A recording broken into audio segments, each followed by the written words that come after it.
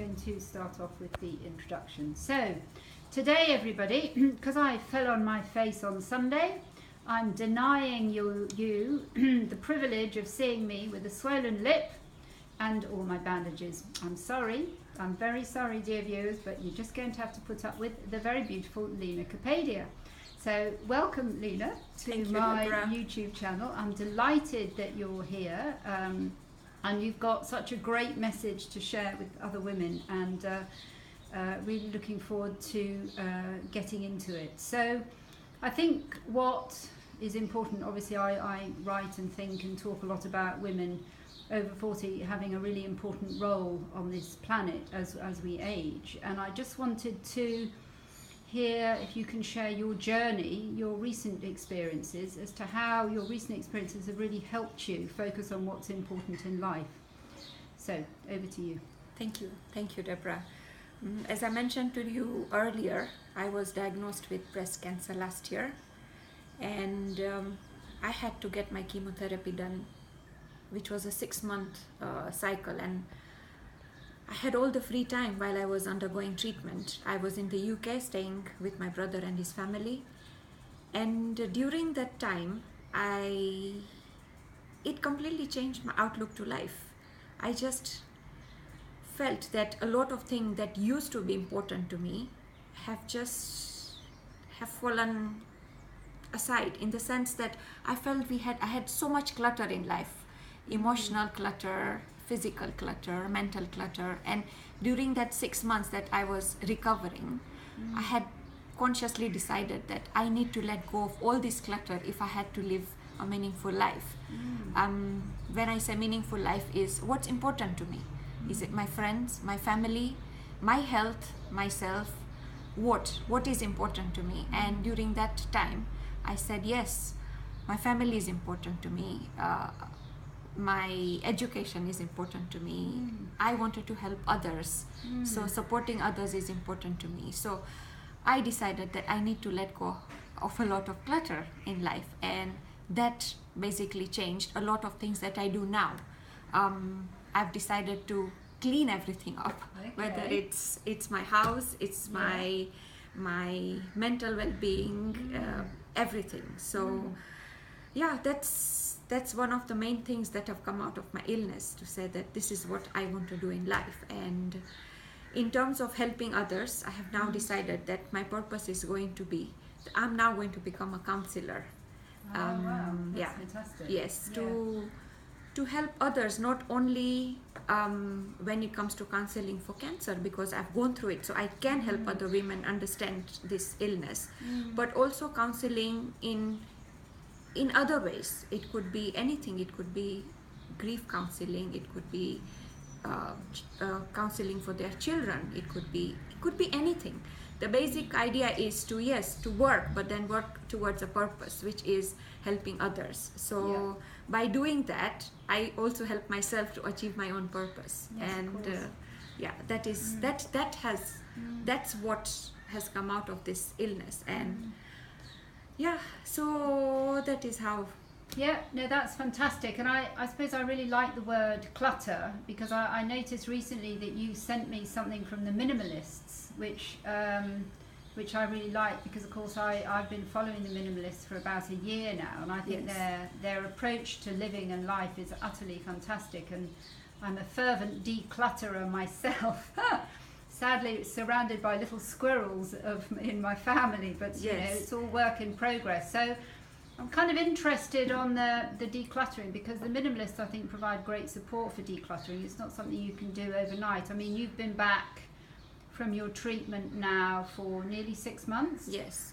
Maybe you could just sort of outline some of the steps, because I do think it's terribly important for women to understand and to feel reassured that change is not something that is necessarily has to be terribly dramatic, but that actually the more sustainable is the small baby steps towards those changes. I just wondered if you could kind of outline the 6 months and how you've put in place the things that you've done to deal with your mental, emotional clutter and to find your purpose. Yes,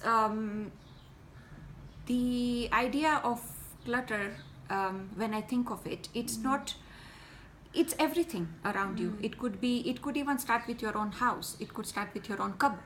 So I decided that the first step was for me to declutter my home, because a lot of this clutter takes a lot of your time, which you would rather be spending on something that's more productive, that's more something that you want to do in life. So the first step was to declutter my house. I packed boxes and boxes of things and started giving things away, because I needed a clean, neat space, an open space for thinking, for doing things. And when you have clutter all around you, it really stops you from living your purpose, like we just discussed. So that was one thing. The second thing I did was I started learning how to say no. Oh, good Because for you. yes, because there were a lot of times when family comes to you, friends come to you, acquaintances come to you, and everybody needs help in a certain way. And in the past, I used to go out of my way to do those things at an expense to myself, to my time, time with my family, because I just could not say no. I needed to help everybody who came to me. And now I have decided that I'm going to look at how I'm going to help those people. It's not that I don't want to help those people, but there are times when I would have to say, no, I'm sorry, I cannot do this. Or I cannot do this for you right now, but if you give me time, maybe I can do it for you later. So one of the things that I have learned to do is to be able to say no and not feel bad about it, or not feel guilty about it, or not care about what people are going to think about me if I said no, because now it's the time I would like to spend on myself, on my family, on my well-being. So that has also helped me to declutter a lot of the things that I used to do, which were not very important, but I was doing them just because I could not say no. Well, that's great. So, Well done. No, that's fantastic. So I agree with you. I mean, physical objects do suck you down. I mean, there's no doubt. They sort of create your energy of their own, and they can suck your own energy away. I mean, I think that I don't know whether you know so much about it. I mean, I know we've discussed this before, but I'm also quite interested in women understanding what role the hormones play.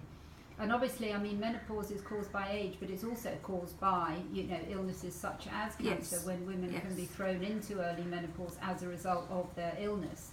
And it's interesting that when you say this thing about being able to say no, that's a real woman thing, actually, and it's often that men are actually much better to say that, and I do think that's because of the hormonal balance. And you know that I'm a great believer that once women's estrogen is reduced as part of your menopausal journey, it actually helps you be really much more focused on your purpose of life. What do you think about that?